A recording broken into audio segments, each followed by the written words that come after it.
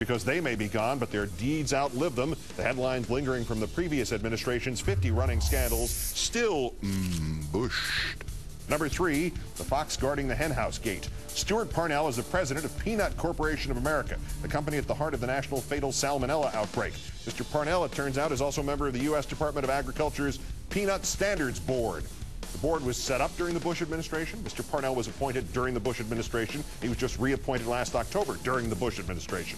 A member of this board says its focus is not on preventing salmonella in peanut products, but admits it is responsible for other things like agricultural safety, how much moisture the peanut should contain before it can be put on a store shelf, and assuring that the peanuts sold in this country are healthful. Which sounds suspiciously like the kind of things, if overlooked by peanut company executives trying to cut safety costs at peanut companies, could lead to a national fatal salmonella outbreak. Number 2, it's better to look good than to be good gate. The head of the local in Riverside, California, of the union representing Border Patrol agents, says his members were told they had to meet a quota.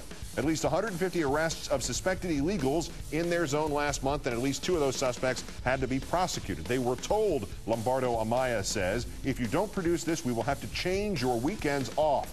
Sometimes, like in politics, this agency is about looking good. A spokesman for Border Patrol in Washington issued the damnedest non-denial denial you will ever hear. Look and listen to this.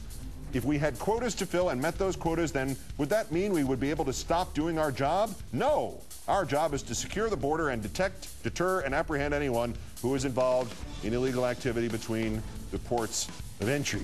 So, Mr. Easterling, you are arresting people as illegal immigrants based not on whether they are illegal immigrants, but on a quota, but thankfully that doesn't mean you should be able to stop doing your job? Because that's what you said. And number 1, Commute accomplished gate. The publication Roll Call reports that last Thursday, during an icy morning in Washington, a tipster saw former Secretary of Defense Donald Rumsfeld waiting at the bus stop for the number 42 line just north of DuPont Circle. When a bus finally showed up on that low-traction morning, it was too packed to admit any more passengers. The roll call tipster said that at that point, Rumsfeld left the stop and walked down a nearby hill, adding, he didn't fall down or anything. I have some additional reporting here. Before his trip, Mr. Rumsfeld reportedly had told friends that he expected to be greeted at the bus stop like a liberator.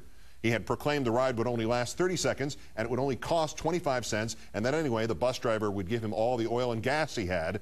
And as he forlornly walked away from the bus stop, he was heard muttering that his planning had too been perfect, and that anybody who disagreed with his plans to take the number 42 bus was the equivalent of a Nazi sympathizer.